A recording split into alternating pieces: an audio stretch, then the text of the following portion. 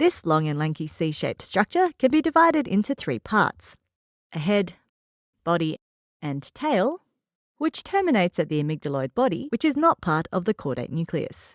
You can quite easily orientate yourself because the head is the anterior-most portion of the structure.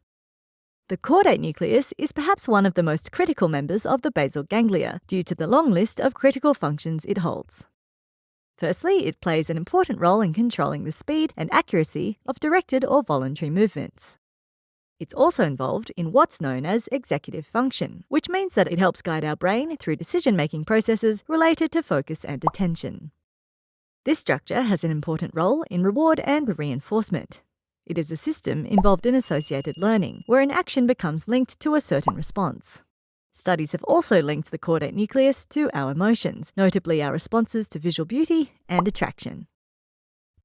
Procedural learning is another area controlled by the caudate nucleus. It refers to a group of tasks that you learn by doing, and which you can then repeat without a conscious effort or remembering other times you've done that task, for example, tying your shoes. Finally, the caudate nucleus also plays a part in inhibition of action based on previous experience, meaning that it allows you to make a conscious decision not to carry out an action that you feel compelled to do. For example, putting your hands close to a fire might seem like a good idea to warm up, but once you've been burned, your caudate nucleus will remind you in the future that it's not such a good idea. The caudate nucleus is closely related to the lateral ventricle of the brain.